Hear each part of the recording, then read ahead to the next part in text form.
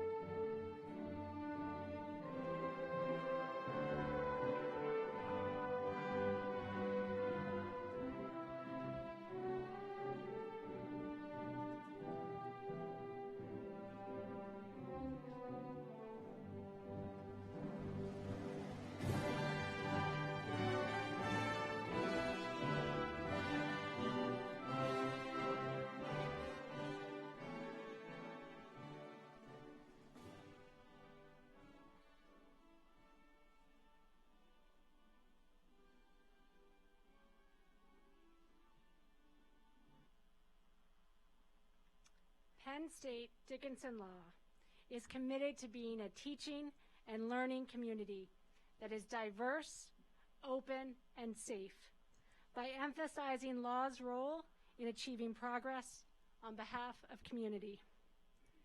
This company has been convened this evening to confer scholastic degrees. By the direction of the Board of Trustees of the Pennsylvania State University and the faculty of Dickinson Law, I hereby declare this convocation open.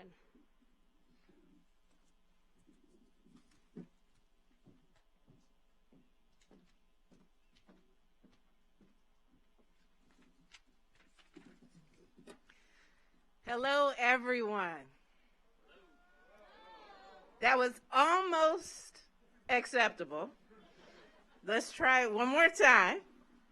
Hello, everyone. Hello. There we go. Yes!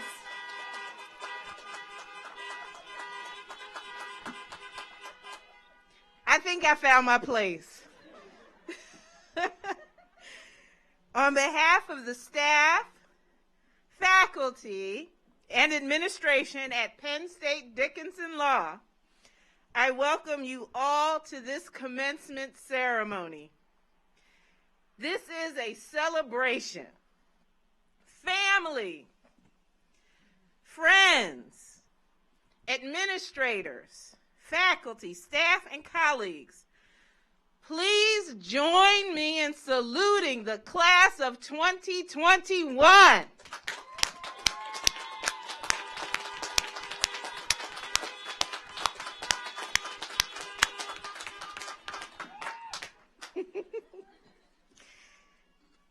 That's right. Throughout May and June, we celebrate our parents. Even more than you, today is about all of those mothers, fathers, grandparents, spouses, partners, and friends who got you to this very moment. To the family and friends of the members of the class of 2021, I commend you for molding and shaping your graduate. To the class of 2021, I am in awe of you, individually and collectively. You entered law school 3 years ago, expecting a challenging educational experience, and midway through, like all of us, you were blindsided by a global pandemic, a racial reckoning, and an upheaval within our democracy. Our community has been impacted by these events. No one more than you. Your educational experience shifted under your feet. Some of your employment opportunities withered. Financial and personal burdens increased, and you grappled with adversity. Yet, amidst that chaos, you proved yourselves to be the courageous, the creative, and the resilient. Undeterred, you continue to see value in a legal education and reaffirmed that these values were consistent with your own strong sense of duty, morality, and obligation. As a group, you have combined to pledge to promote excellence in the classroom, the clinics, and your community, with a personal commitment to building a lasting network with your past, present, and future colleagues in this noble profession. You did this in service to others. While it was my responsibility to lead this institution and the people within it, you must know that I learned from you more than I ever taught, and I received from you so much more than I ever gave. I can speak for my colleagues when I say we are all better because of you. I implore you to look around to see who is surrounding you. I implore you to look at your peers. These are the people who will sustain you throughout your professional career and your life's personal challenges. Always remember this day. It commemorates the 3 years you have invested in yourself, in each other, in this law school, and in your profession. I want to take this time, and I did keep y'all standing. Y'all could sit. Well, you didn't tell us. I know. I was like, they just keep standing.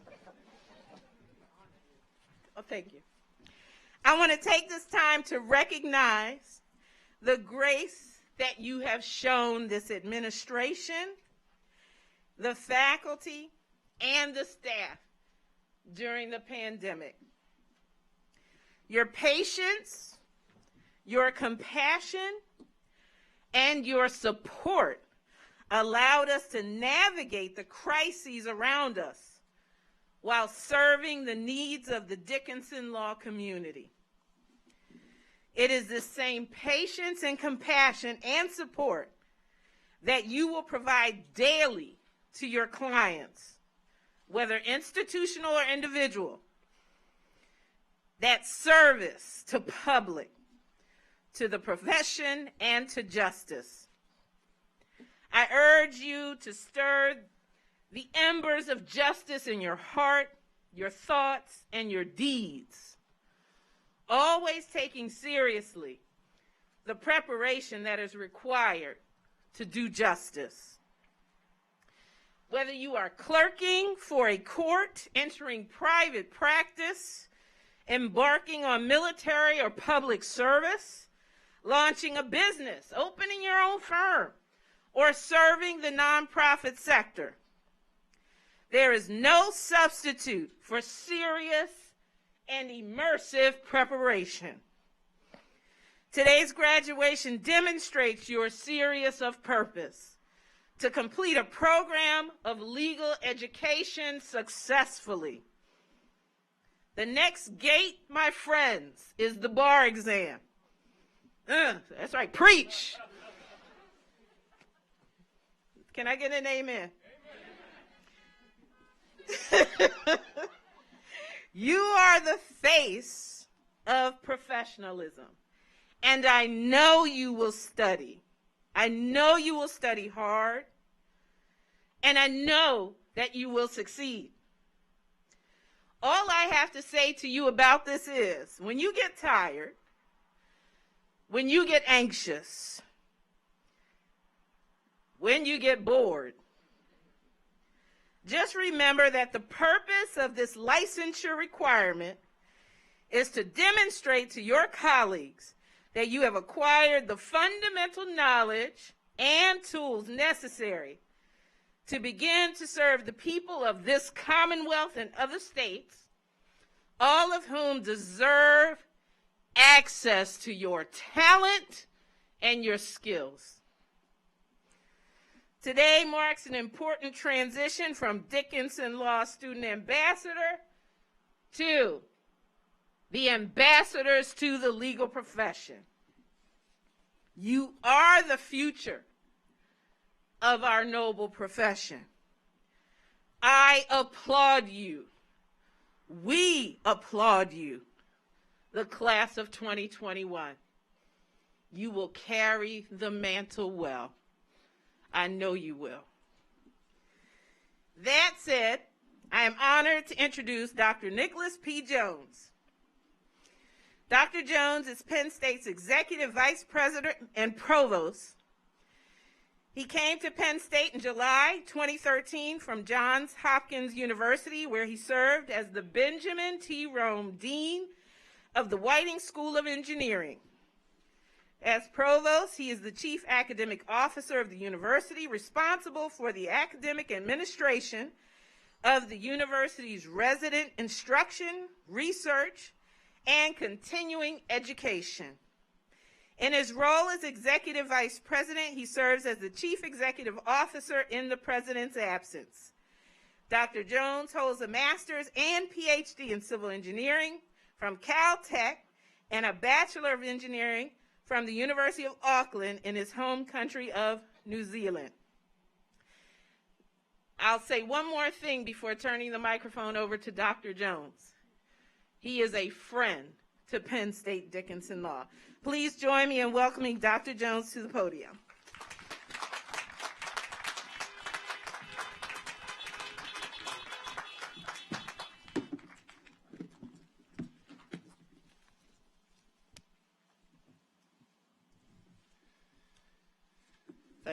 Thank you very much, Dean Conway.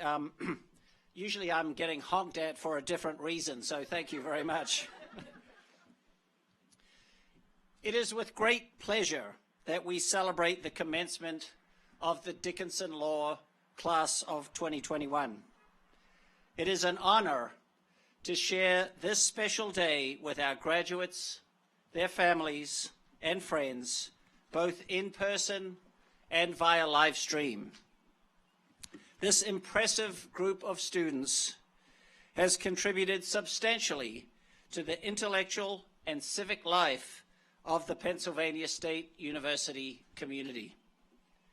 I wish to join Dean Conway in recognizing the families and friends of our graduates.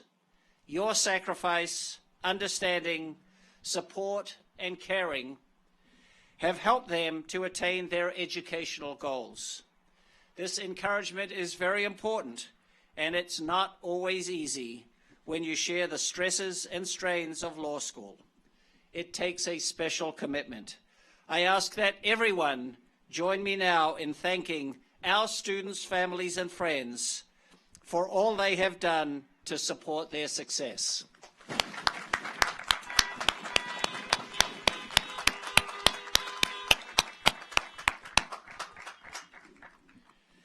Thank you very much. At the heart of every great university are its faculty and the staff members who support them. They contribute to the experiences of our students in countless ways, and their commitment to excellence and high standards prepare our students to be successful members of the legal profession and the larger community. Please join me now in thanking the faculty and staff members for the important roles they have played in the education of those graduating today.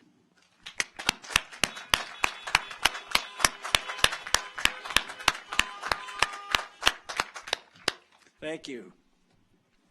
I like this honking thing. This is fun.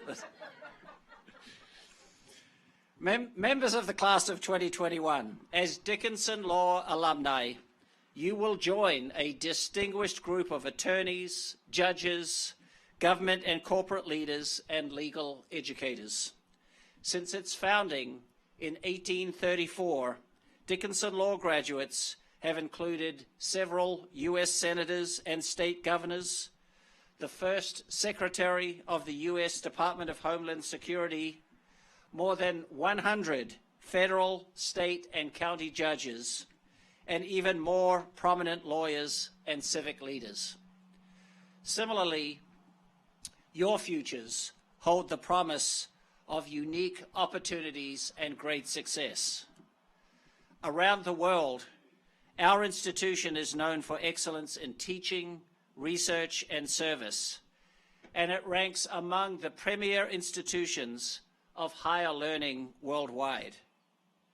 All of you have been wonderful ambassadors for Penn State and for Dickinson Law, and like previous classes, yours is known for its desire to contribute to the community and make a difference. During your time at Penn State, Many of you have offered legal services to residents who cannot afford private legal representation. You have contributed to the intellectual rigor of scholarly publications, and you have held judicial internships to gain work experience. You have studied long and hard and undoubtedly made great sacrifices to get to this day. You are ready to take your place in the legal community and to serve with intelligence, integrity, and honor. Your skills and expertise are greatly needed as we continue to seek justice in our world during uniquely challenging times. Our hopes for you are very high, as are our expectations. I am confident that you will contribute to the world in positive ways and that you will all make us proud. I congratulate you on your achievements and wish you the best as you forge meaningful and impactful futures. Thank you.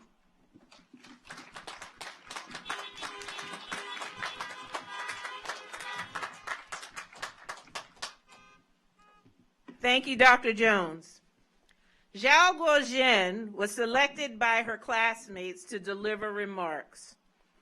Prior to attending Dickinson Law to earn her Master of Laws degree, Attorney Zhao practiced law for 12 years in Beijing, China, before coming to the United States to be a fellow of the National Endowment for Democracy in Washington, D.C. She served as executive secretary for a Chinese expatriate nonprofit. Please welcome Attorney Zhao to the stage.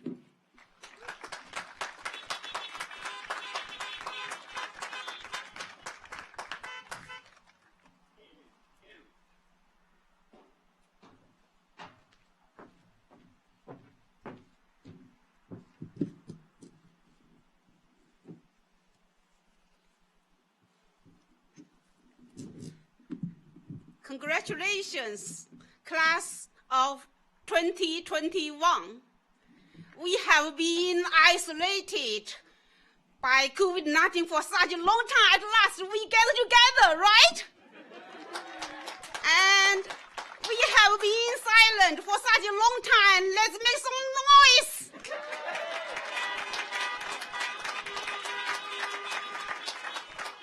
Thank you. We have borne enough this year, right? So, thank God it's graduation day. Think about the wonderful stories you can tell your grandkids. Start each story in this way.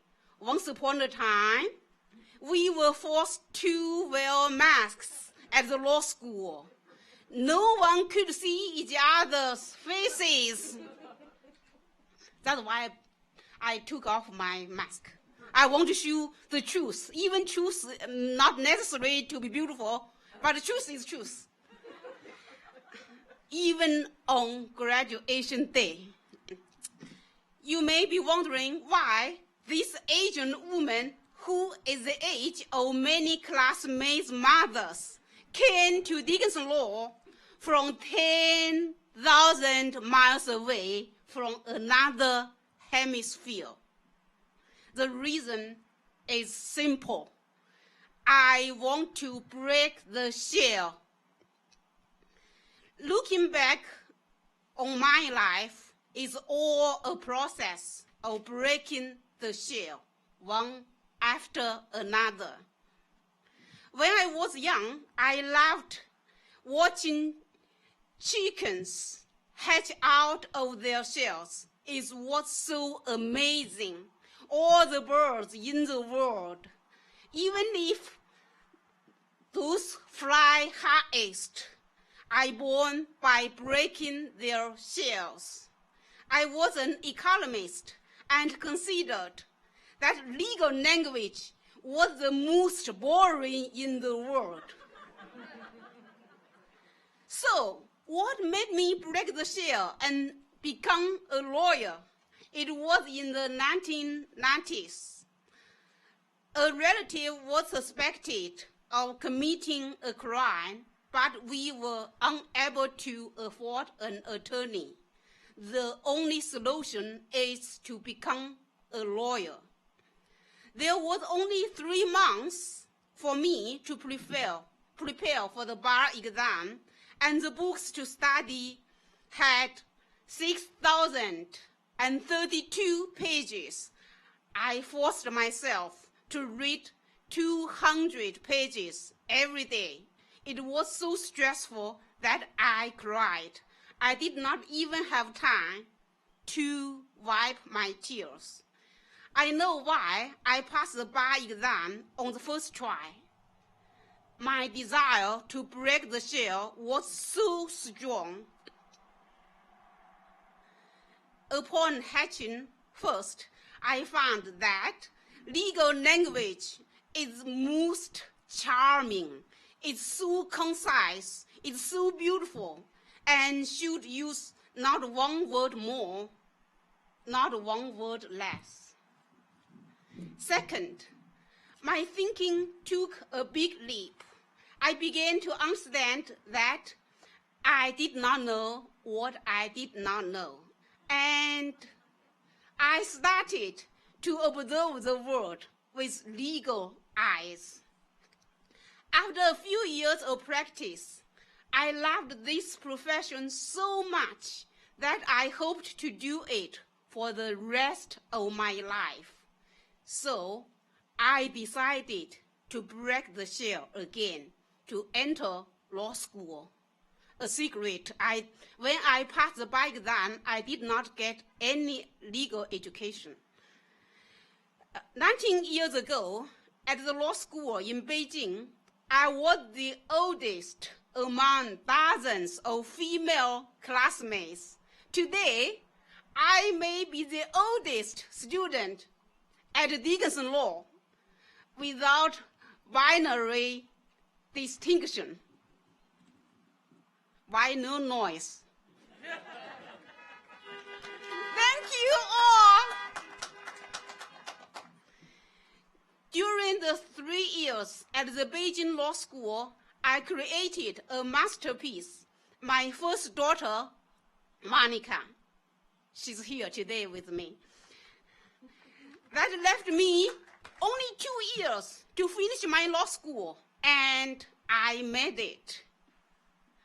At that time, China enforced one-child policy, forbidding a second child.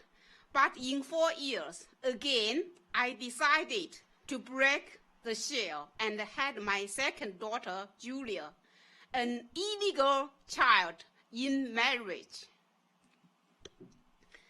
China's policy is like the moon and may be different. On the 1st and 15th day of the month, 10 years after Julia hatched, China made two-child policy. Government slogans stated, the local official shall be in charge of assuring every woman in their village should have a second child. Thanks be to God, I have had 2 children without the help of my local official. Thank you. China, in the novel The Godfather, the Don says, a lawyer with his briefcase can steal more than 100 men with guns. Making money certainly can make a person happy, but I heard the calling and I broke another shell. I started helping those who were hopeless and in need of an attorney. Such an activity in the service of others brought me to leave China and come to America and then to Dickinson Law with all of you. Yes, all the way, I've been breaking the shell. When I'm not satisfied, I tell myself, break the shell. When the status quo is good, I tell myself, Don't be greedy for the easy life. Break the shell. Thank you.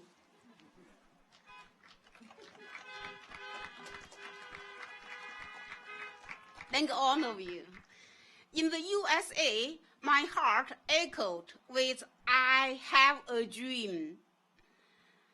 The Statue of Liberty laid my way to learn the laws of the United States. Now, English is my toughest shell.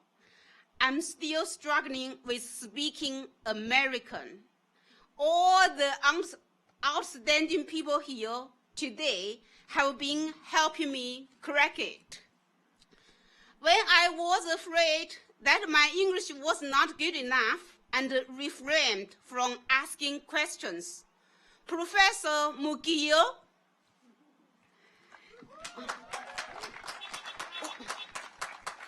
he walked to my seat and said to me, "If you have any questions, please ask. No question is too small to ask." I realized that Dickinson Law is the school that I dreamed of. When Dean Dodge, thank you, said at the orientation, "If you have any difficulties, please come to us. That's why we are here. We don't want any students to go to bed hungry." I realized that Dickinson Law is the school I dreamed of.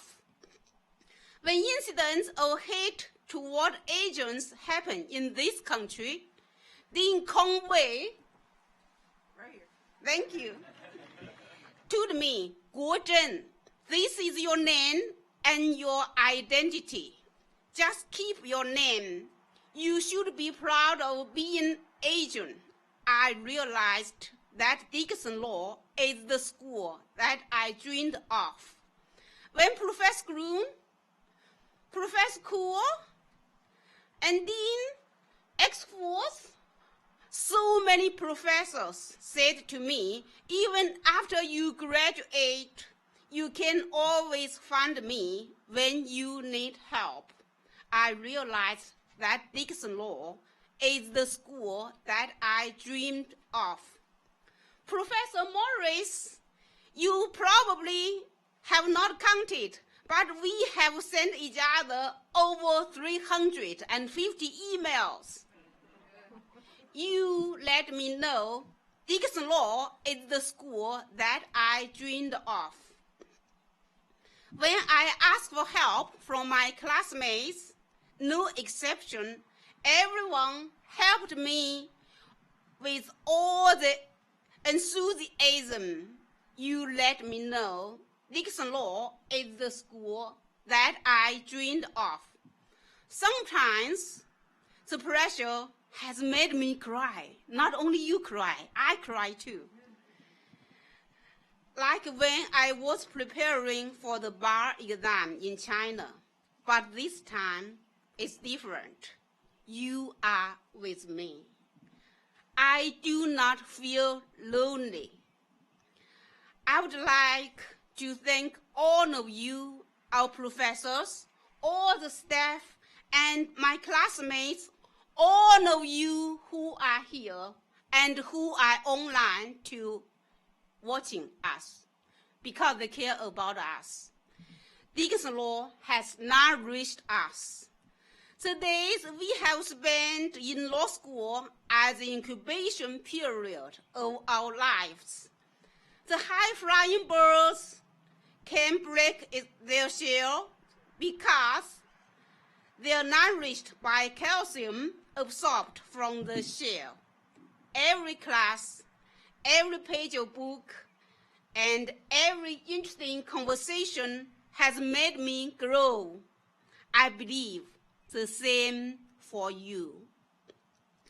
The little bird that hatches from its shell must continue to grow before it can fly high. We must now continue to grow as lawyers, as citizens. The forest will not hinder the the strings. The sky will not hinder the flying birds. No matter what challenge is in our future, we will find the way. Our vision can reach where we have not yet walked. Our hearts can reach what we have not yet seen. Only when you want to fly can you break the shell. When the shell is broken, there will be a pain. But if the shell is not broken, it will be painful for a lifetime. With each broken shell, we are reborn. Don't be afraid of the unknown outside of the shell. Once you break it, you will be a bird beyond the clouds. Break the shell, even if it's whom you worship. Break the shell, even if it was your whole world. Break the shell, if it is an outdated law. Break the shell, if it is an unjust system. Thank you.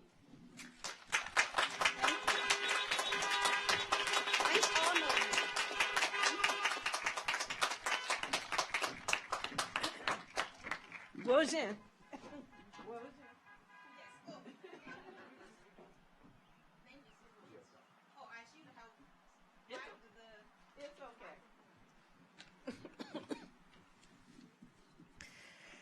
Thank you. It is now my honor to introduce our commencement speaker. Susan Jen Davis, former Chief Sustainability Officer of Comcast NBC Universal, is an industry expert and senior CSR executive with over 25 years of experience in communications, media, entertainment, and technology. As Comcast NBC Universal's first CSO, Ms. Jen Davis was responsible for identifying sustainability strategies and priorities, for implementing the company's sustainability program across all of Comcast NBC Universal business units and functions. Prior to her promotion as CSO, Ms. Jen Davis served as Senior Vice President of Operations and Compliance at Comcast, where she implemented product policies, operationalized regulatory and legal requirements, reduced costs to the cable business, and managed business compliance in the areas of privacy, data security, piracy, environmental health, and safety. In 2011, Ms. Jen Davis negotiated a historic memorandum of understanding between Comcast and the Asian American and Pacific Islander national community as part of the company's acquisition of NBC Universal. This created groundbreaking diversity commitments in the areas of programming, supplier and employment, and community investment. She served on Comcast's Internal Diversity Council, and she was the company liaison to the external Comcast NBC Universal Joint Diversity Council and to the AAPI community. Ms. Jen Davis was the executive sponsor of Asian Pacific Americans at Comcast, a company-sponsored employee resource group, which focuses on the recruiting, promotion, and development of Asian American and Pacific Islander talent. Over the past decade, she has helped to create leadership development programming for Comcast Asian American employees. She led the launch of Comcast's Internet Essentials program, which offers affordable high-speed internet for low-income households. Now in its 10th year, Internet Essentials is Comcast's largest, most successful community investment initiative, which has connected more than 10 million low-income Americans to all the opportunities of a digital world through low-cost, high-speed internet at home. Recognized by Forbes as one of 5 women of color who should be on your radar screen, She completed the Women in Cable Telecommunications Senior Executive Summit at Stanford University's Graduate School of Business, the Women's Executive Leadership Program at the Wharton School of Business, and the Cable and Telecommunications Association Executive Management Program at the Harvard Business School. She has been named one of the most powerful women in cable by Cable Facts magazine and one of the top 50 most influential minorities in cable by Cable World for many years. An advocate for AAPIs in business and corporate America, she is active in the community nationally. She serves as the chair of the board of the Asian Pacific American Institute for Congressional Studies and is a director of the board of the Asian Pacific Islander American Chamber of Commerce and Entrepreneurship. Additionally, Ms. Jen Davis is a past board member of Leadership Education for Asian Pacific and the Asian and Pacific American Scholarship Fund. Her other volunteer leadership service includes the board of directors of the Juvenile Law Center and the board of trustees of her undergraduate alma mater, Bryn Mawr College, where she earned a Bachelor of Arts in Political Science. She holds, I hope most proudly, a Juris Doctor degree from Penn State Dickinson Law.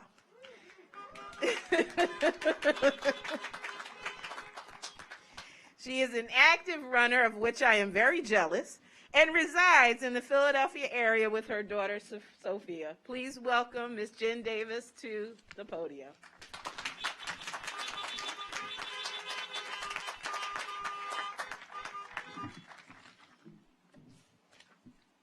Good evening. Dean Conway, May is Asian Pacific Islander Heritage Month, but I thought that when I was asked to speak here that I would be the only Asian on this stage, so that didn't happen. I thought that I would be the funniest Asian on the stage. That did not happen. I thought that I would be the most impressive Asian on this stage, and that did not happen. So I am not going to give you your remarks for tonight. So thank you, good luck, Godspeed. Exactly. After that bio, who wants to hear more?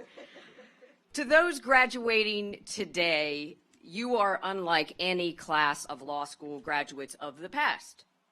Having endured the worst pandemic in modern history that wiped out half of what have been your actual classroom experience.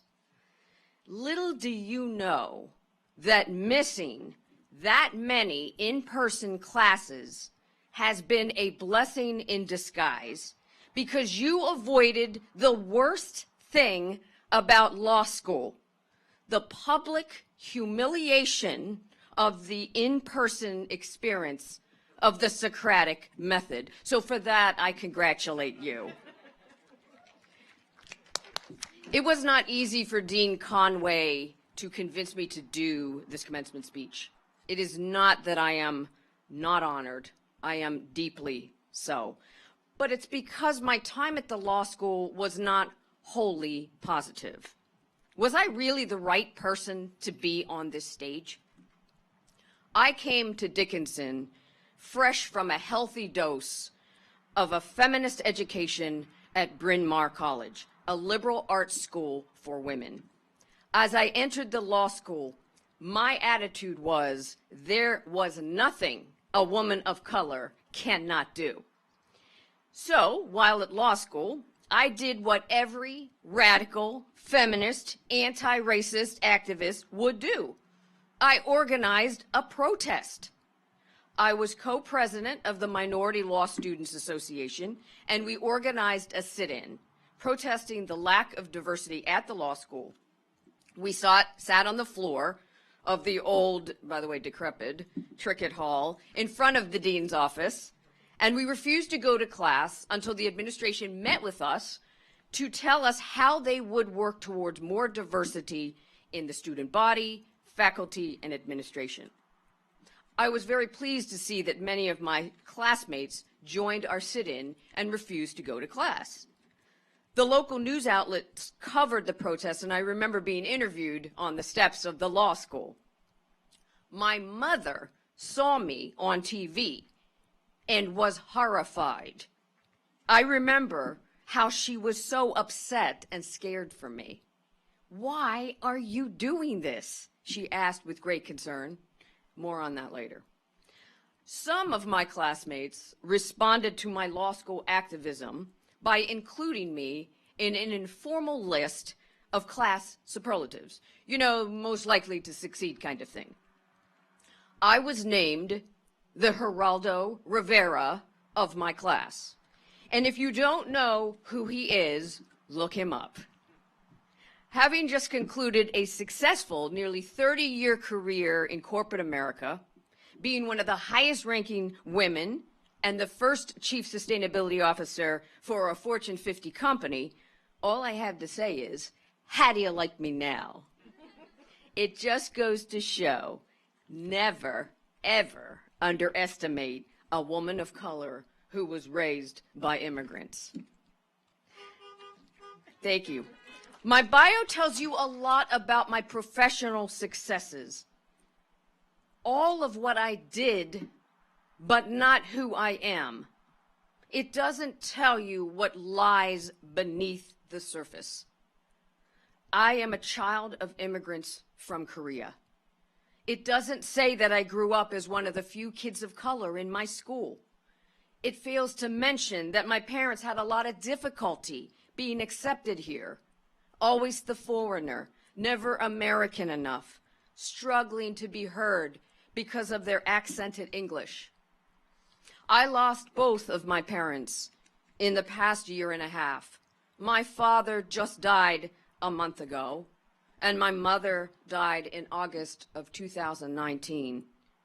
I think they would have been so proud to see me up on this stage today. Probably pretty amazed. Shortly before they died, I witnessed a miracle. Hearing from my mom and dad what every Korean child yearns to hear from their parents. I am proud of you. I think they were amazed at what I had accomplished in this country. My siblings and I were their American dream because they came to realize that this was not a dream that they would realize for themselves. You see, they never said those words, "I am proud of you," not because they weren't proud of us, but because they had more important things to do when we were growing up. They continually shrugged off those death by 1,000 cuts to their dignity and pride. They were too busy surviving. My parents brought all of our relatives to the country. They resettled each and every one of them, got them jobs, a place to live, put their kids in school. They endured discrimination and racism on a frequent basis. Nothing was easy. Yet they never complained. They just endured. And this is why my mother questioned my law school activism. Why was I jeopardizing my hard-won accomplishments? When I was a kid, I envied the kids who got to hang out in the malls and play, while I had to babysit siblings and cousins, accompany my dad to register my cousin for school, work at my parents' grocery store every Saturday. I resented it. Why couldn't I be like everyone else? But without my knowledge, I got the best life skills training anyone could have wished for. Problem solving, organizational skills, the ability to communicate, thinking outside the box. My immigrant childhood, my life experience gave me those superpowers. What's your story? What lies beneath the surface for you? What have you been through that made you the person you are today, about to get your legal degree? You didn't just get to this day accidentally. You got here by transforming your life's experiences into personal success. It's okay if you don't have clarity about what comes next, because what got you here will be what propels you forward in the next adventure. I promise you that. It happened to me. My bio also doesn't tell you that I made a lot of mistakes, stumbled and failed at points in my career path with a professional road that had a lot of twists and turns that I navigated without a GPS system. I often didn't know what I was doing. My credentials don't tell you how many people helped me along the way. My sponsors who opened doors for me, who gave me tough feedback, who supported me through failure, who brought me into rooms where it happens, who put me up for big assignments and promotions. And my bio doesn't mention how thankful I am to my parents for how much their love and support and sacrifice created a strong foundation for my success. We used to be taunted a lot for being Asian when we were in school. And I would complain to my mom about this. And she had these simple words of wisdom for me. You're Korean, you're better than them, they're nothing. And while these words did not soothe my wounds of ridicule and lack of belonging, I came to realize what she really meant, that I should be proud of who I am, that I should not let anybody define me, and I carry those learnings with me to this day. My father was a social worker, and I remember helping him write reports that his boss required him to do because he supposedly could not understand my dad's English. Can you imagine how a highly educated man with numerous degrees from American universities felt having to submit these reports, and how humiliating it was for him to ask his middle school daughter, me, to review them before he submitted them?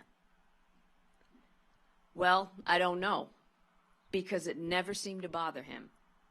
His words of wisdom to me were, just go to work every day, never miss a day of work. What he meant was, show up every day. Don't let them see you sweat, and never, never, never give up. I get my inspiration to face life with grit and resilience from him. I didn't do it alone, and neither did you. Whether it was your parents, your grandparents, your siblings, friends, a caring teacher, a neighbor, whomever it was who was there for you, that's how you got here. You stood on their shoulders. As you go out into the world, remember how it felt to get here, to have somebody help you, someone who took the time to see what lies beneath the surface. Don't forget to give back. As Maya Angelou says, I've learned that people will forget what you said. People will forget what you did, but people will never forget how you made them feel. Pay attention to who's not in the room, who isn't speaking, who needs help.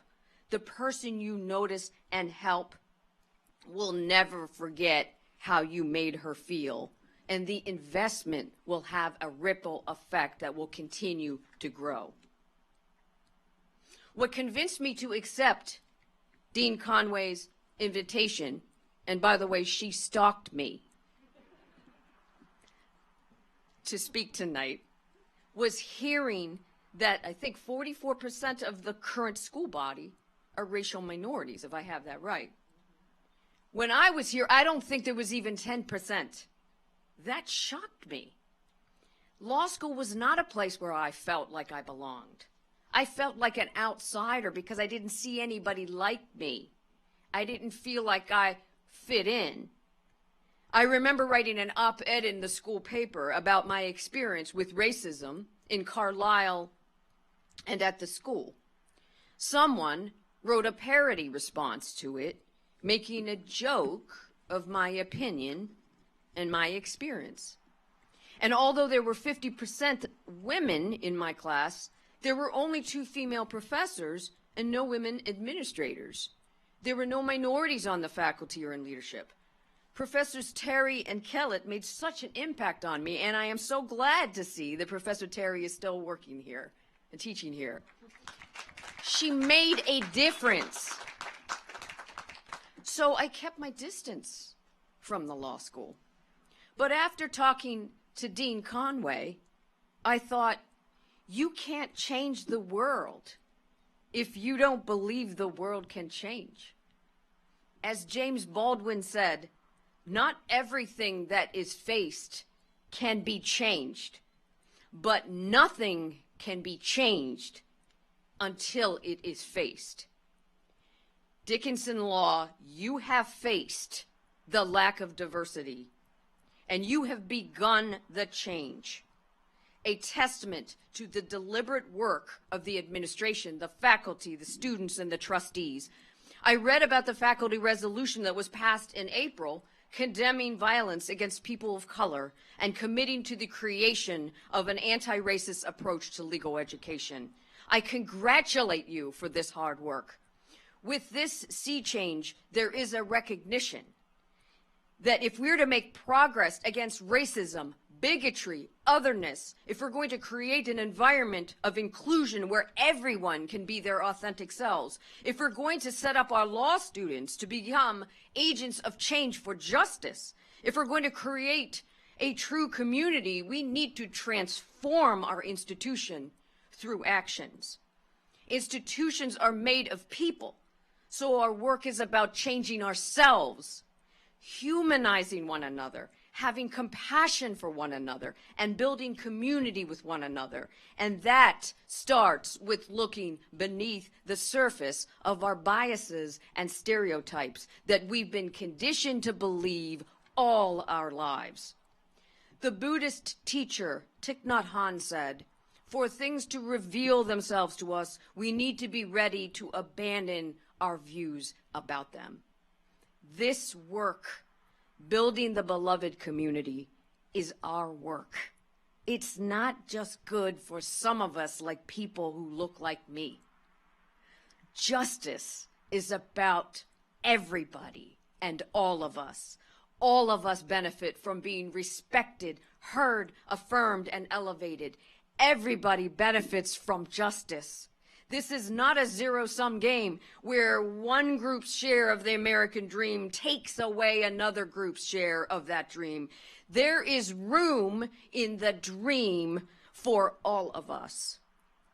Dr. Martin Luther King Jr. said, "Injustice anywhere is a threat to justice everywhere." We are caught in an inescapable network of mutuality tied in the single garment of destiny. Whatever affects one directly affects all indirectly. Use your newly minted legal powers for good and for action. You've been well trained to not take anything at face value, to dig under the surface to what lies beneath. What is the issue? What is the rule of law? And then what needs to be changed? You will have a critically important job of representation. Your ability to set aside your bias and to live in another's shoes will make you a better lawyer. The law is not static, after all, is it? It is a living, breathing thing. The law and lawyers have been the impetus for epic change for good. From court decisions that legalized gay marriage, to legislation that gave people the right to vote, to pro bono work that gave George Floyd justice, Let us use the law to take action. The world as we know it is full of lots of inequities. We can do better. We must do better. As the late, great civil rights icon, Congressman John Lewis said, when you see something that is not right, not fair, not just, you have to speak up. You have to say something. You have to do something. What can you do? Volunteer, do pro bono work, do public interest law, join a coalition or create one around social justice. Write to your legislators, mentor and sponsor, especially someone who doesn't look like you. Donate, be an ally, speak up, and take action. Remember, the time is always right to do the right thing. Congratulations, class of 2021. You have the tools and the talents to do the right thing. Now go out and make some good trouble. Thank you very much.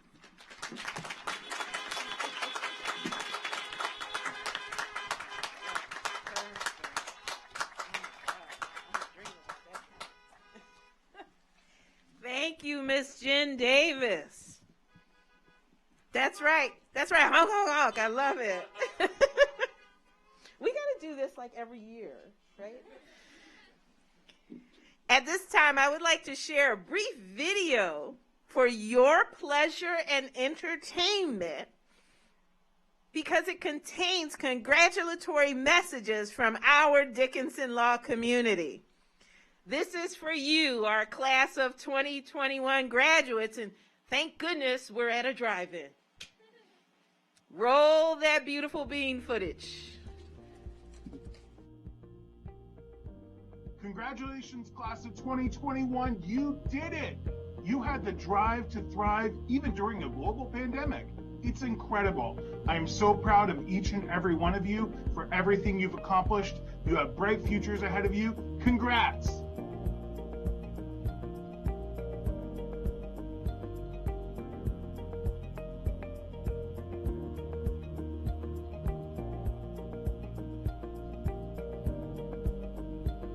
Dear class of 2021, you did it, but we knew you could.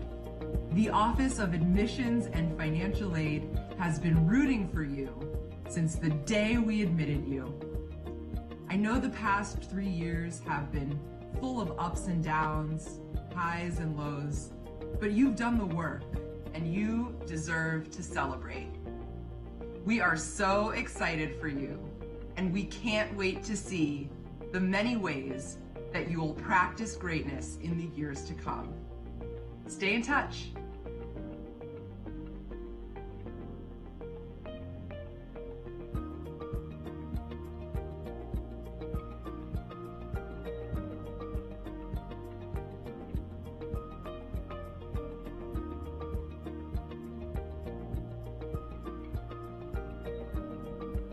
Congratulations, class of 2021. You have so much success ahead of you, and so we tip our hats to you. Woo!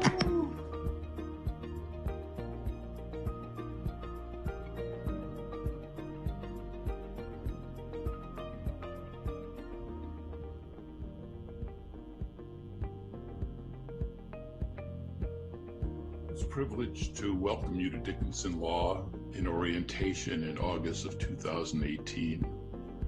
I'm now equally honored to congratulate you on your graduation. While you'll be moving to the next stopping point in your legal career, you'll always be a beloved member of the Dickinson Law family. I wish you the very best in law and in life.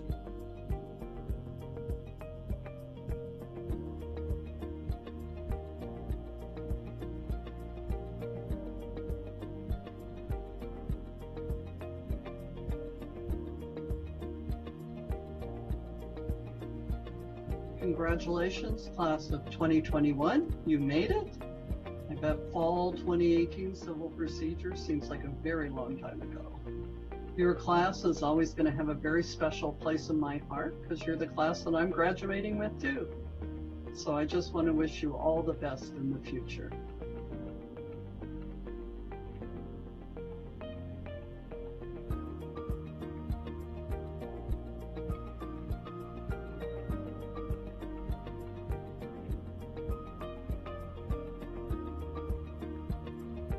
Congratulations to the class of 2021. You have demonstrated resolve, grit, and an ability to see hope in dark days and to act on that hope to change the world we live in. As you move into communities beyond the walls of Penn State Dickinson Law, I know you will carry with you the heightened responsibility of the lawyer, the responsibility to further the public's understanding of our Constitution and the rule of law, to serve as navigators of the legal system and as advocates for access, and to seek improvement of the law. I wish you every success on the path ahead. A well-deserved congratulations. While life is not a straight line, I trust you will find your passion and enjoy your journey, including using your platform for the cause of true equality and justice, helping those who are less fortunate and contributing to the betterment of society. So yes, I hope you all do well and that you do good.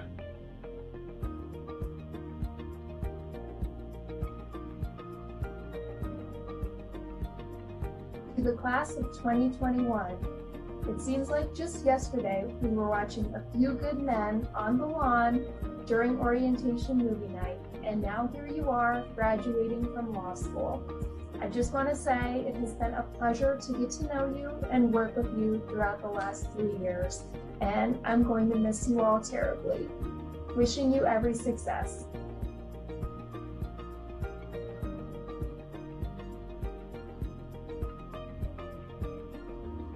Congratulations, class of 2021. It has been a pleasure getting to know you over the last 3 years.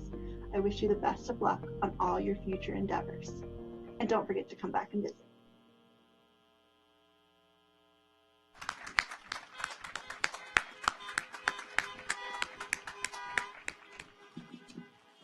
I don't know who out there says lawyers aren't creative. The Pennsylvania State University Board of Trustees has final responsibility for the governance, welfare, and all other matters pertaining to the university. The Board of Trustees is represented today by Attorney David M. Kleppinger. Attorney Kleppinger was appointed to the Board of Trustees by Governor Tom Wolf effective January 2017. He was elected to serve as vice chairman of the board in 2020. Trustee Kleppinger earned his BA from Penn State in 1977 and his Juris Doctor from the Temple University School of Law in 1980. Trustee Kleppinger is Chairman Emeritus at McNeese, Wallace, and Nurek, LLC, a law firm in Harrisburg, Pennsylvania, after serving as chairman for 12 years.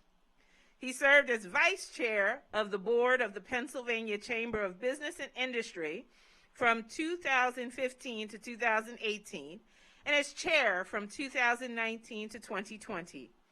At Penn State, he is a member of the College of the Liberal Arts Political Science Department's Board of Visitors, for which he served as chair from 2013 to 2015. We are extremely pleased to have him here with us today. Trustee Kleppinger, please join me at the podium.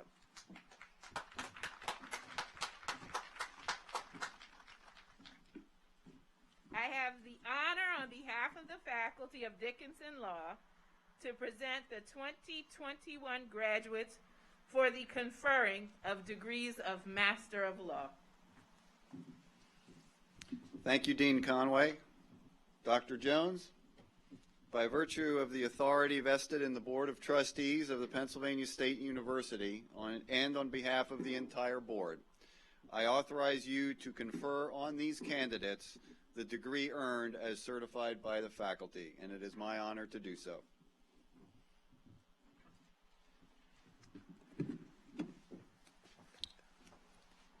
Thank you, Trustee Kleppinger. Will the candidates for the degree of Master of Laws please rise?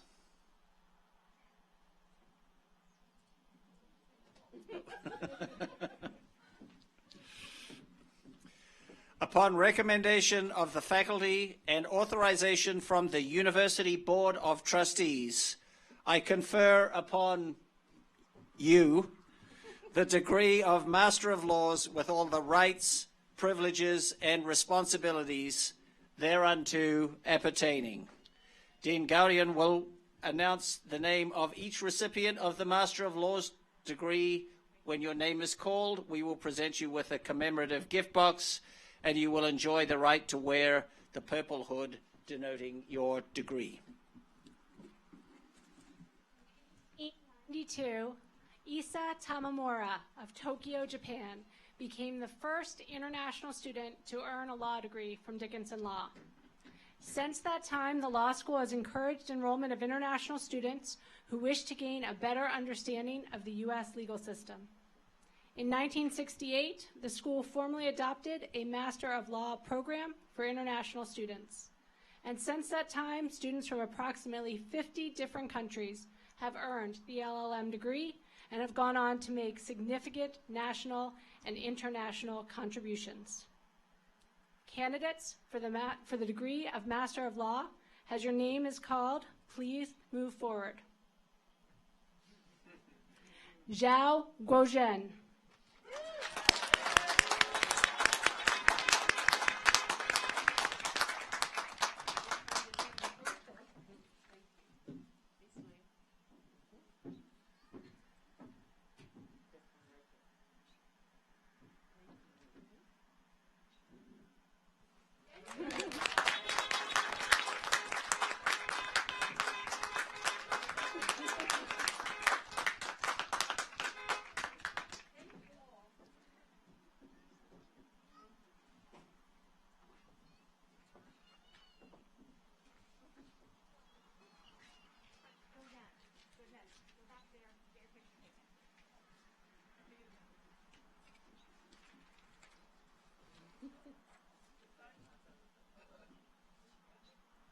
Okay.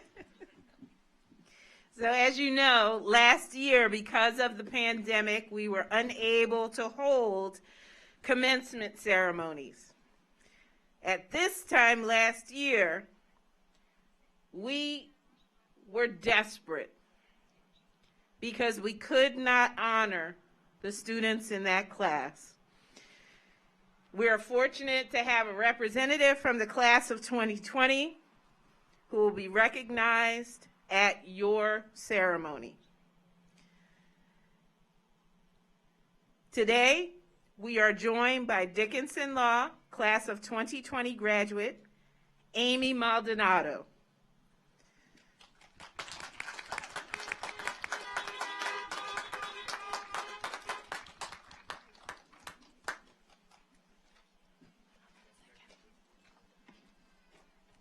Amy Maldonado.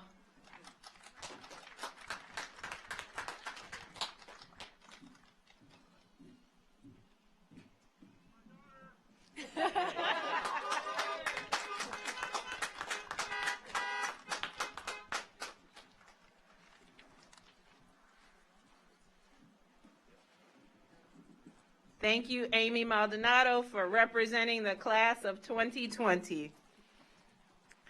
Trustee Kleppinger will now authorize the conferring of the degrees of Juris Doctor on behalf of the Penn State Board of Trustees.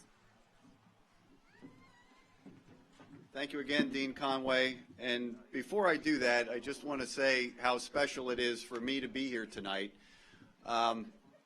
I don't know if the memory serves you well out there, but believe it or not, I spoke to you as first-year law students in your context and competencies class. Don't all roll your eyes how boring it was. But thanks to Laura Williams, it was my honor to present on a panel to you, and hopefully you were able to retain the two things that I suggested back then, which was learn how to differentiate yourself from everyone else, and the message from Susan Ginn Davis was underscoring that point. And also to exercise and learn your interpersonal skills, which will set you apart from so many other lawyers that are out there today. You've been challenged the last year and a half in developing those skills, but I know that the foundation has been laid for you to do that. The second reason that this is very special for me tonight, and I've done many of these commencements, is to share the stage with Susan Ginn Davis. What she didn't say in her remarks was that she and I have known each other for almost 30 years or more. And I was in the courtroom the very first time Susan Ginn Davis cross-examined a witness in the Office of Consumer Advocate. And boy, has she come a long way. Congratulations, Susan. And then finally, it's also special tonight because the wife of one of my longtime colleagues and friends at McNeese Wallace in Newark, where I spent my entire career, is among your graduating class. I will not call her out by name, but she's probably the one blushing the most behind her mask right now. With that being said, Dr. Jones, once again, by virtue of the authority vested in the Board of Trustees of the Pennsylvania State University, and on behalf of that entire board, I authorize you to confer on each of these candidates the degree earned and as certified by the faculty. Congratulations. Thank you, Trustee Clappinger. Before we proceed to the conferral of degrees, I wish to recognize our graduates who are veterans, actively serving, or will be joining the military after graduation. Please join me in a round of applause thanking them for their significant contributions to our nation.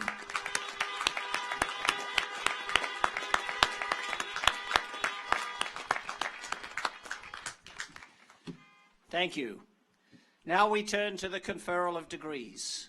Will the candidates for the degree of Juris Doctor please rise, if you haven't already? Upon recommendation of the faculty and authorization from the University Board of Trustees, I confer upon each of you the degree of Juris Doctor with all the rights, privileges, and responsibilities thereunto appertaining. Dean Gaudian will announce the name of each recipient of the Juris Doctor degree. When your name is called, we will present you with a commemorative gift box, and you will enjoy the right to wear the purple hood denoting your degree.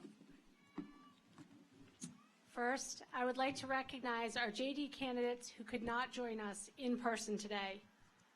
Breon Bennett.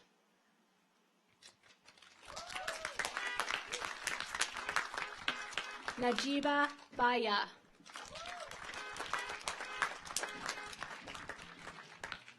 Tony Charlante.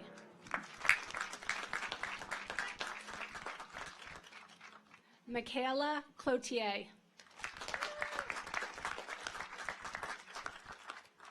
Michael Goldthwait. Samantha Jock. Eric Miller. Vladimir Posnikov. Jacob Ryder. Lauren Shelby. Jacqueline Stryker. Christian Swieger. Wang Zhao.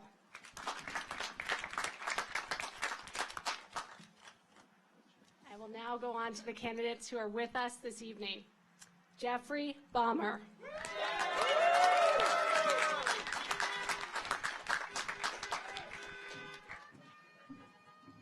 Mari Boyle.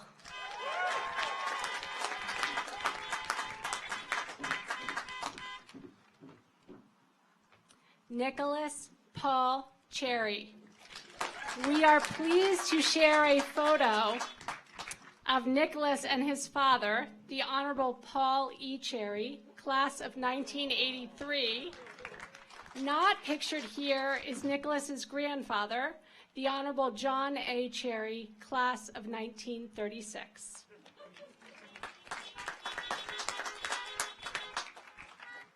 Dylan Conrad.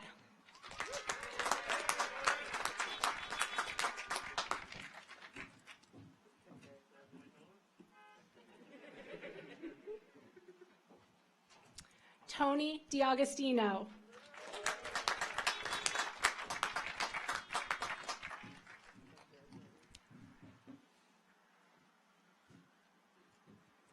Caitlin Cook Demerol.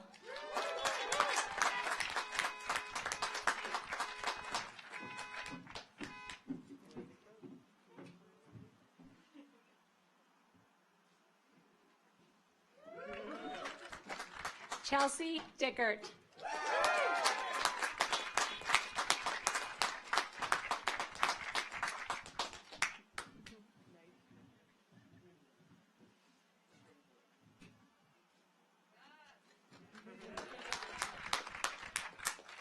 Anthony Fanucci.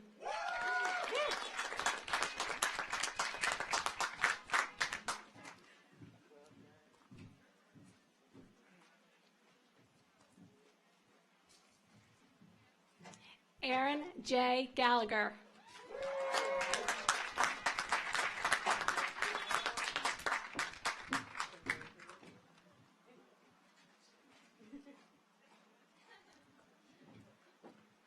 Joseph Jenko.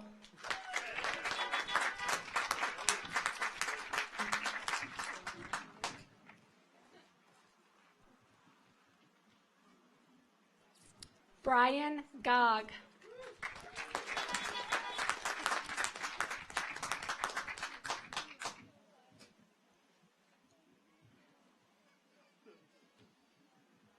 Cole Gordner.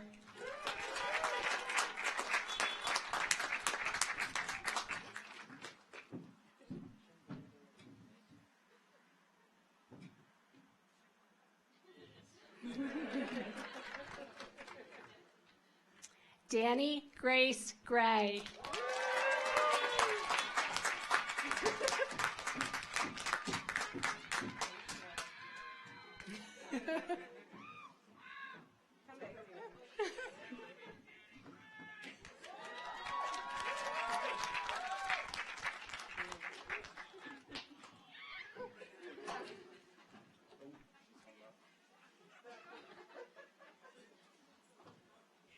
M. Jacqueline Gross.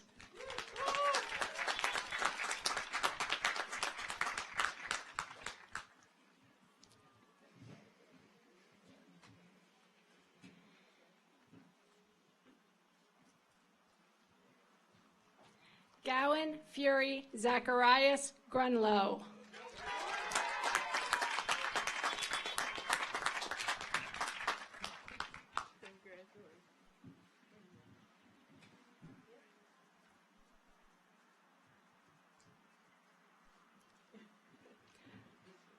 Gustav Giggy.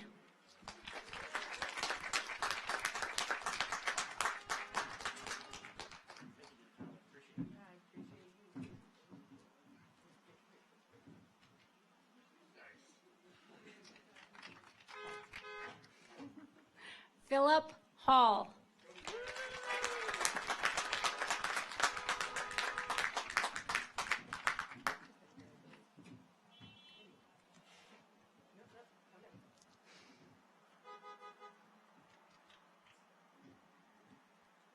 Christine Hahn.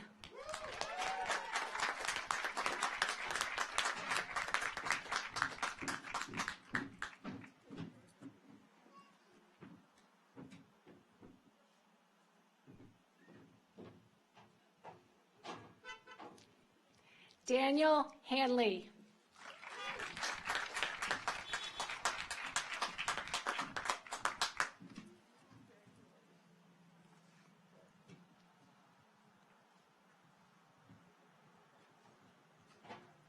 Megan Hopkins.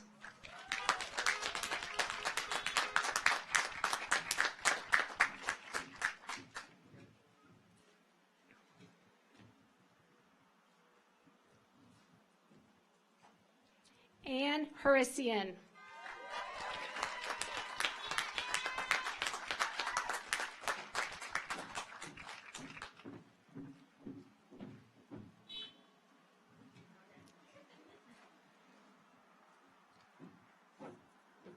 Rose M. Hughes.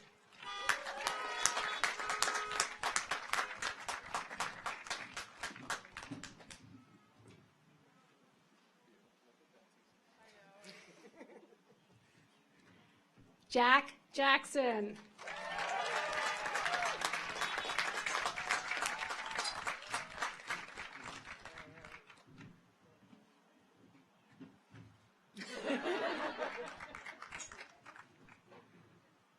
Ashley Lyric Jones.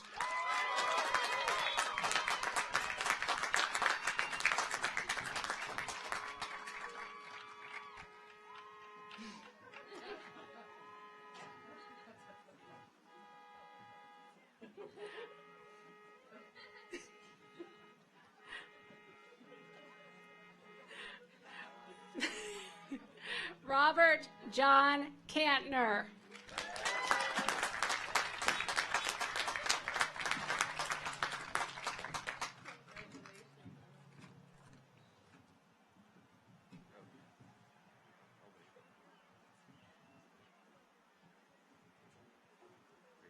Elon Shai Kaplan.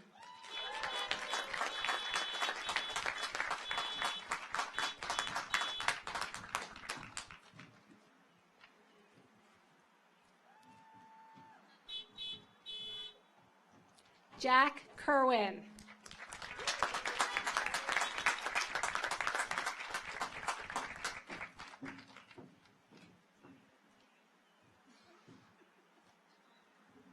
Ryan Kingshill.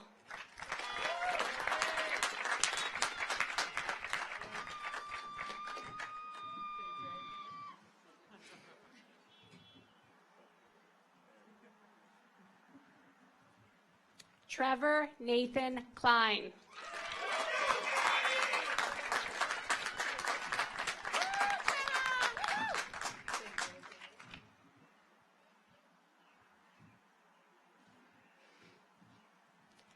Emily Courtwright.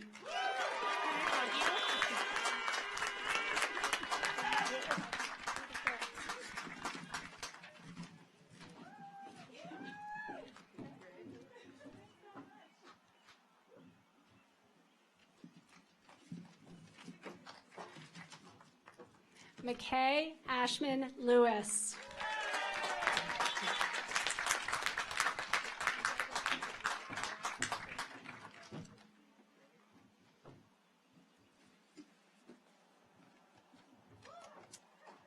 Jacqueline Adele Llewellyn. We are pleased to share a photo of Jacqueline and her grandfather, Don Llewellyn, class of 1961.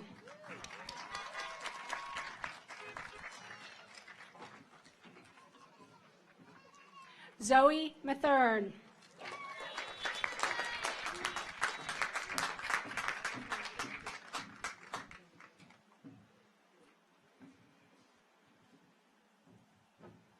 William Nathaniel McCormick.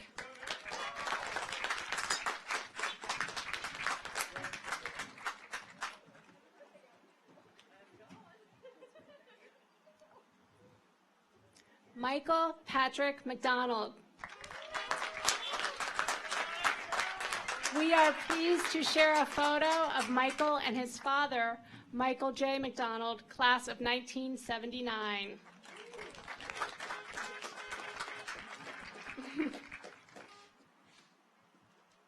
Courtney McMonigal.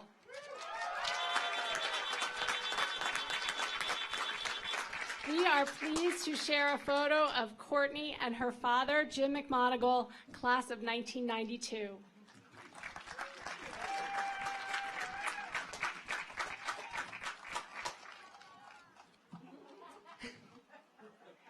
Mimi Miller.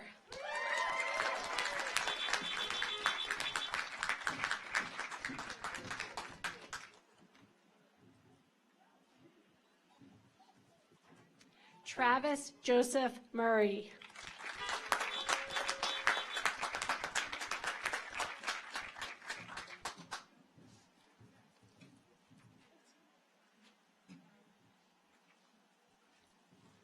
Amelia Lynn Nahum.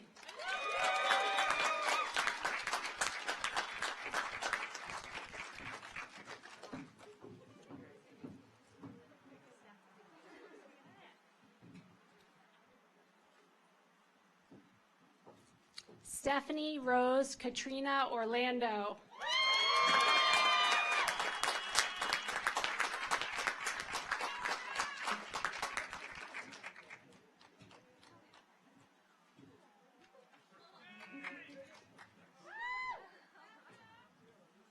Sunil Parekh.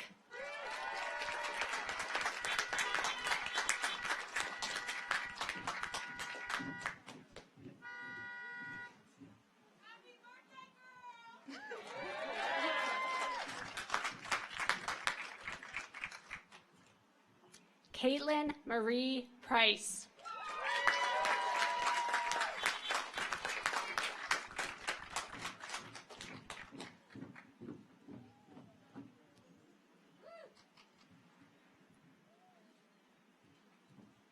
Caitlin Richards.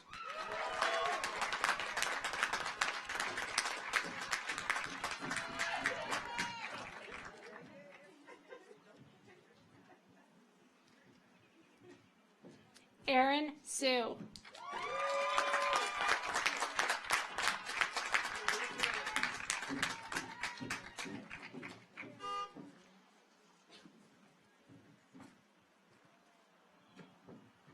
Alexis Shovel.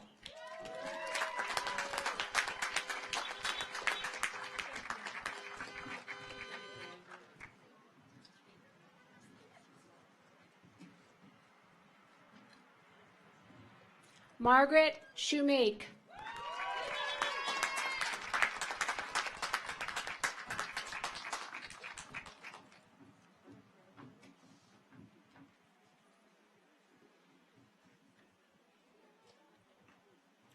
Tessa Elizabeth Scher.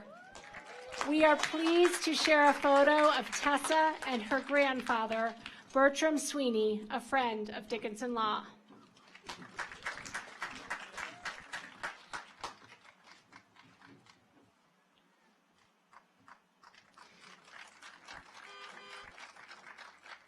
Shavya Singh.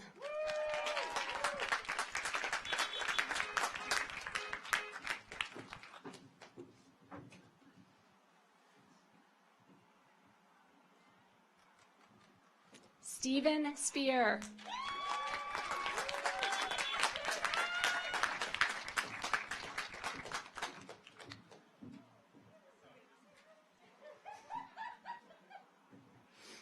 It's getting wild back there. Connor Charles Stengel.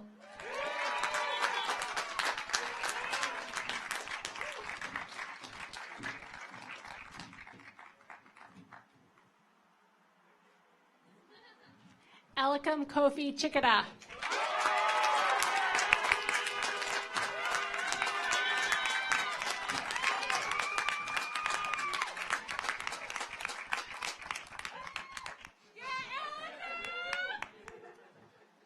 Rachel Tunney.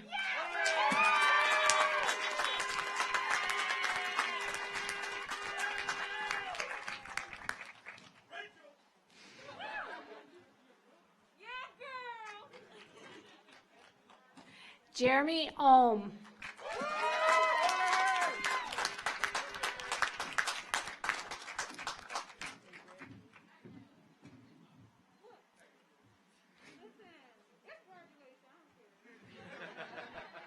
Christian Villegas.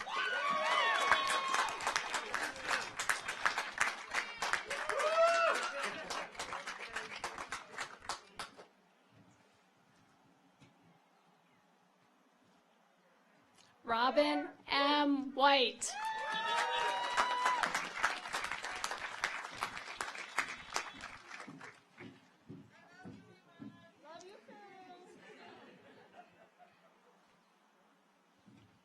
Peter J. Wicklum.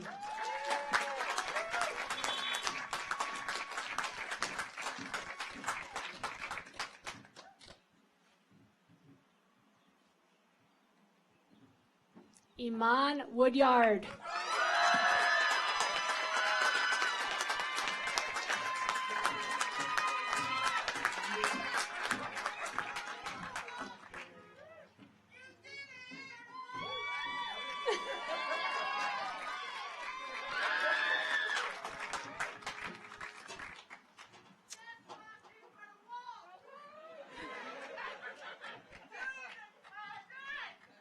Jake Jans.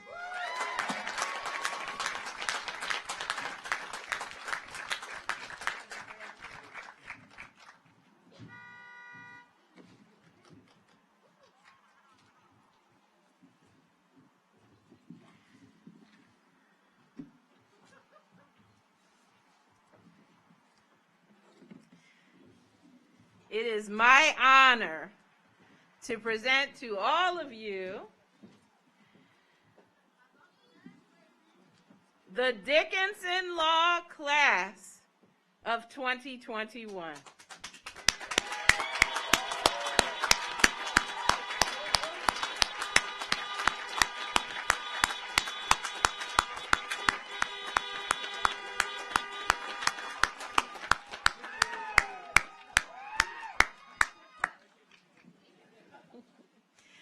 The president of the Law School's Alumni Society, which is a part of the Penn State Alumni Association, is attorney Richard Bobby.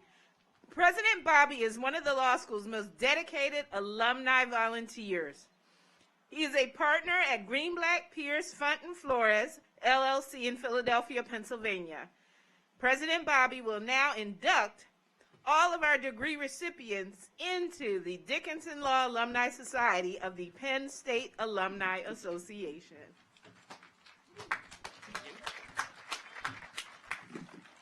Dickinson, proud. Tonight and every day, I am Dickinson Law Penn State proud. I am so proud of the faculty and the staff and the administration of the school that saw you through these 3 years, particularly the last 18 months. I am so proud of the alumni who have reached out to you during that time, whether it was through a Zoom or in person or an interview or anything like that. Most of all, I am so proud of you guys. You will have this to lord over all other Dickinson alumni for the rest of your careers. No one will be able to top this story, God willing. As Dean Conway said, my name is Rich Bobby. I graduated back in 1999, and I represent the Dickinson Law Alumni Society of the Penn State Alumni Association. The Dickinson Law Alumni Society celebrates your successes and welcomes you into a proud network of fellow graduates. More than 174,000 alumni and friends like you keep their connection to our world-class university strong through membership in the Penn State Alumni Association. Today, on behalf of the Alumni Association, I am honored to share our graduation gift to you, a one-year membership in the Penn State Alumni Association. Enjoy it, take advantage of it, and here's a pro tip. Get your lifetime membership now, but wait until the weekend after Thanksgiving, because it's 50% off that weekend every single year. So don't do it yet, but do it either this year or next year when your complimentary membership lapses. Your membership keeps you in touch with Penn State and connects you with more than 300 geographically dispersed alumni, chapters, interest groups, and college and campus alumni societies. No matter where you'll live, what you've studied, or which campus you attended, we have a group that will match your interests. After graduation, once you are settled, be sure to reach out to fellow alumni in your area. Be sure to reach out to me. Your Dickinson Law family will be happy to hear from you and to support you as you embark on this next exciting chapter in your legal career. It gives me great pleasure to induct all graduating students into the Dickinson Law Alumni Society of the Penn State Alumni Association. Congratulations, and we are. Thank you, guys.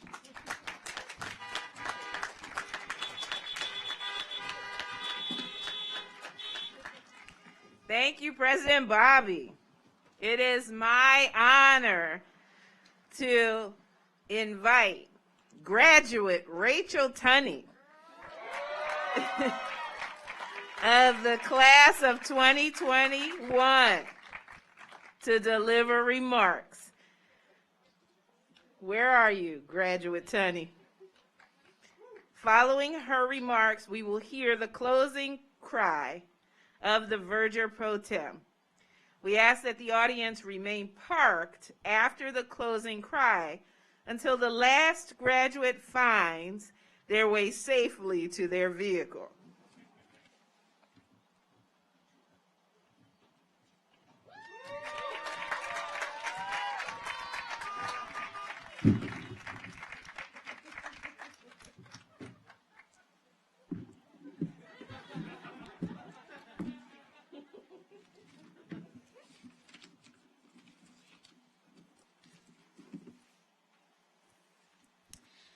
Most of you here have not attended law school, and I want to get us all on the same page. So I want to start with a quick U.S. history lesson recap and remind you that the legislative branch is in charge of making the law, and the judicial branch is in charge of interpreting that law.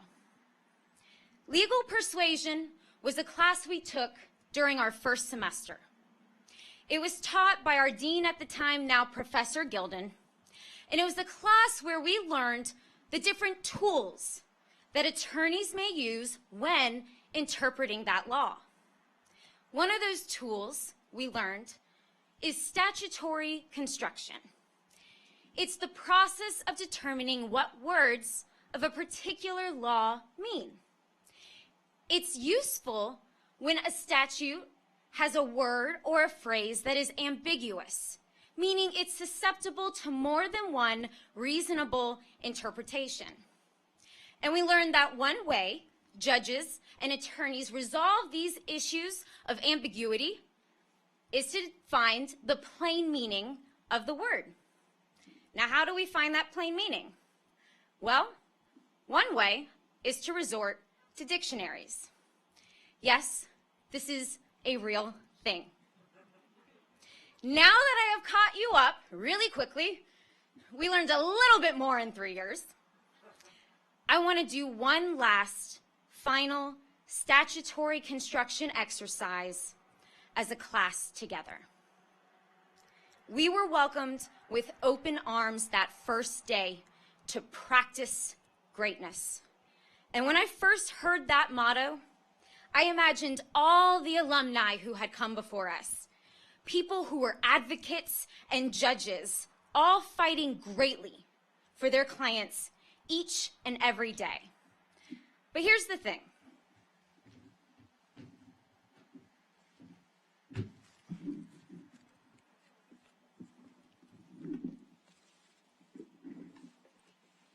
The word practice can be used as a noun or as a verb. The phrase practice greatness implies the verbal usage. Now there's two verbal definitions of practice that I want to draw your attention to. The first is to perform a particular activity regularly. This aligns with what I believed our alumni were doing, advocating greatly on a regular basis. But there's a second definition, and that is to perform a skill repeatedly in order to improve one's proficiency. Practice greatness. I'm gonna put this down real quick.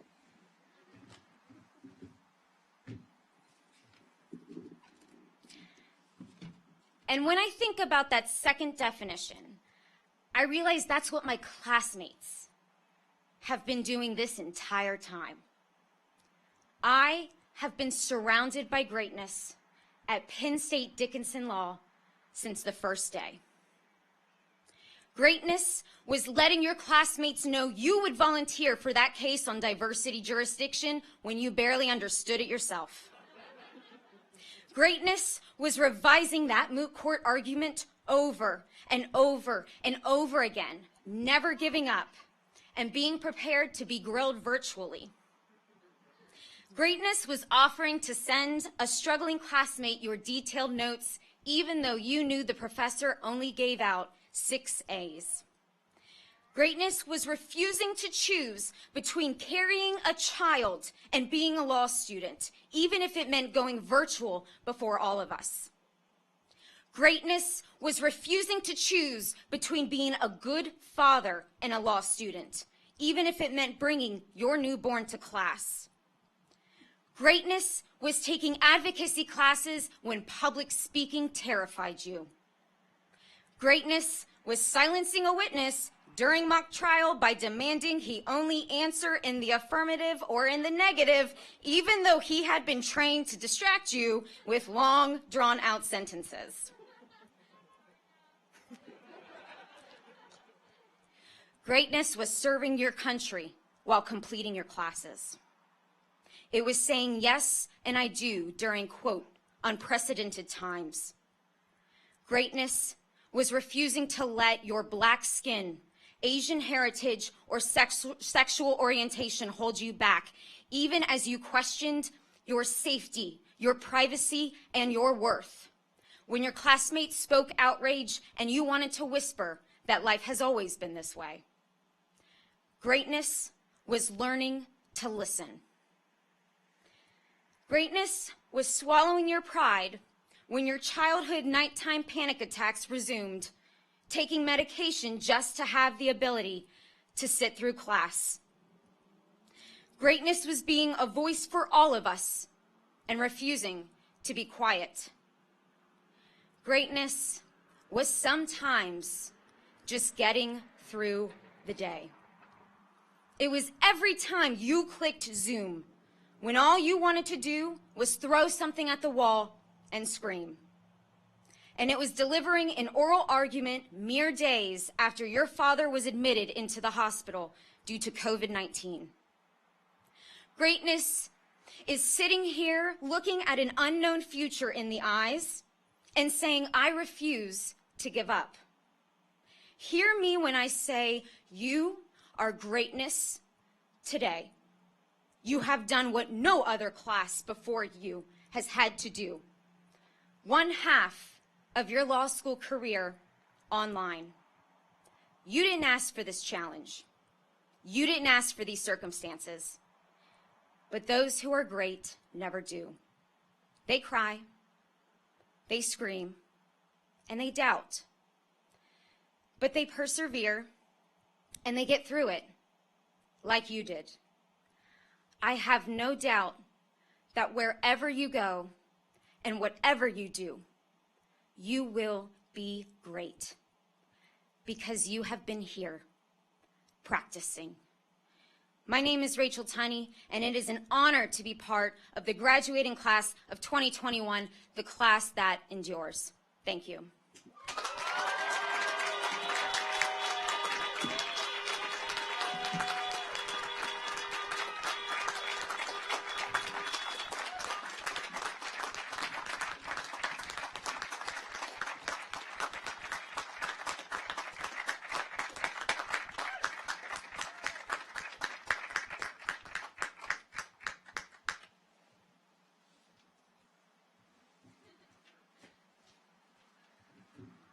Thank you. Nice job.